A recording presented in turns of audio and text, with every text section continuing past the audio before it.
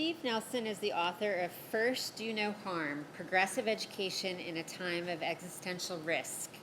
In the introduction to Steve Nelson's book, Matt Damon writes, "I am concerned about our planet and the existential threats Steve identifies: climate change, nuclear threat, terrorism, social and economic injustice. I'm concerned about the growing divide in our society and the increasing intolerance we are witnessing. In progressive education, students learn to respect different cultures, races, points of view. They experience being part of a democratic community where all voices are equal, all have responsibility, and where compassion for others is encouraged. The assumptions that drive most educational policy and practices today are mistaken. They shortchange kids and cause harm. We have schools driven by data and testing. There is less music, arts, play, social interaction, and child choice." Steve rebuts the flawed assumptions of the uniform factory approach to education, but he goes even further. As pages unfold, we see more and more that we need the progressive education revolution he is calling for. In progressive education, as Steve tells us, there is respect for children, how they develop, how they are internally motivated, how they learn best when they have some voice in the learning process. The visual and performing arts and music are a critical part of progressive education, not frills. I know this in my blood and bones. I wouldn't be who I am or where I am today if I hadn't gone to the progressive public elementary, middle, and high schools I attended. Teachers in those schools respected me and my interest in theater. They trusted me to think for myself, to make choices about my own learning. The whole school community mattered. I learned how to collaborate with others, to solve problems with them. Progressive educators intentionally design their programs to lead students toward becoming adults who will be engaged citizens committed to economic and social justice.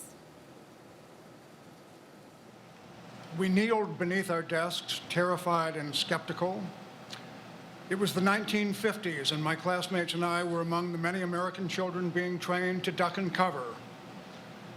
The idea of an atomic bomb attack was acutely terrifying. I'd seen images of Hiroshima even at age 7. But even at age 7, I knew my small plywood desk would be of no use against such power.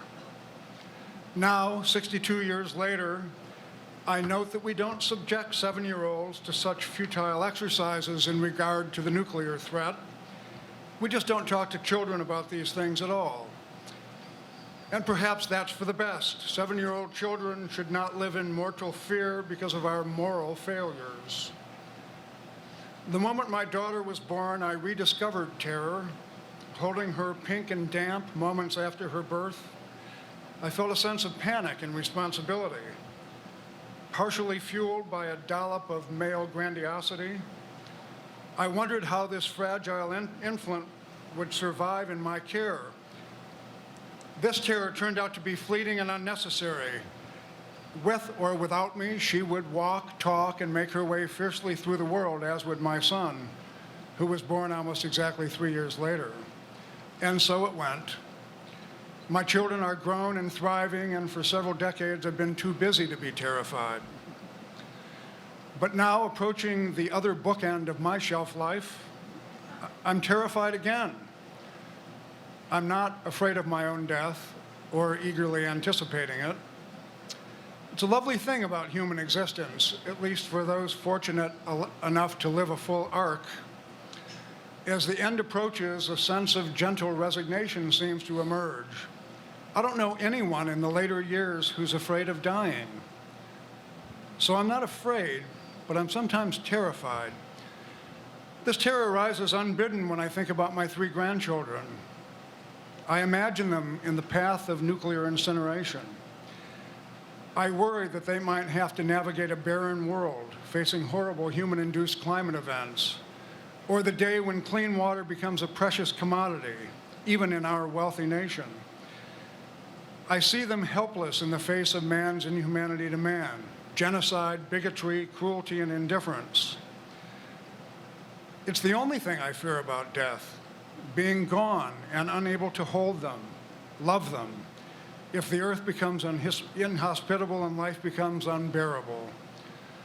The thought of my grandchildren, all the world's children, suffering after I've gone is my only hell. It is not hyperbole to declare that we're living in a time of grave existential risk.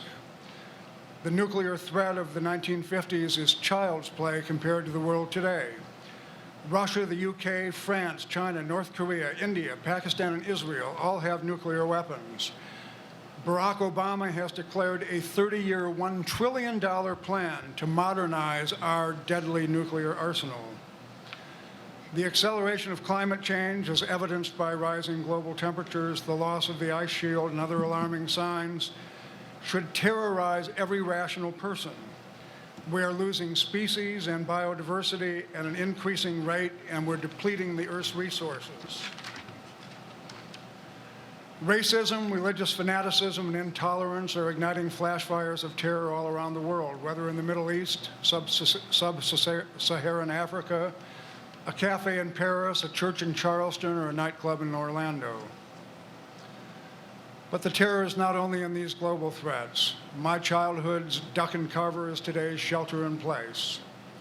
As we jeopardize our domestic tranquility by cowering before the NRA and capitulating to the irrational notion that an armed world is a safer world. So instead of fearing the Soviets, we fear ourselves. As Pogo said, we have met the enemy, and it is us. In his last years, my good Vermont friend, the late Reverend William Sloane Coffin Jr., described himself as, quote, a man in a hurry. His commitment to peace and justice didn't wane as his life energy ebbed. So we grandparents, one and all, need to be women and men in a hurry. Another Vermont acquaintance, the late poet grandmother Grace Paley, wrote in her poem, Responsibility, there is no freedom without fear and bravery. There is no freedom unless earth and air and water continue, and children also continue. It is the responsibility of the poet to be a woman, to keep an eye on this world and cry out like Cassandra, but be listened to this time. So I'm not a woman, a poet, or Cassandra. I'm an educator. And the response to existential risk must come on all fronts, but particularly from grandparents who are in a hurry. And this book is my modest contribution. A progressive revolution in education must lead this response. For more than a century, education for most American children has been dull and uninspiring. Today, even in the face of these existential threats, we speak of education as if it is only vocational training. We act as though children have value only for some future economic use. Schools suppress skepticism, punish humor, and silence children's imagination. Technology distracts them and distorts their sense of the world. Our future depends on preparing today's young women and men to be thoughtful, creative, engaged citizens. They must be fully alive, in love with the natural world and with each other. They must be skeptical, not compliant. They must be deeply idealistic and speak truth to power. They must see their planet as their home, not as an endless source of material goods. They must see all people as their neighbors, not as their competitors in a global contest for military and economic superiority. Jean-Paul Sartre believed anguish to be the emotion people feel once they realize that they are responsible not just for themselves, but for all humanity. And we must feel the anguish.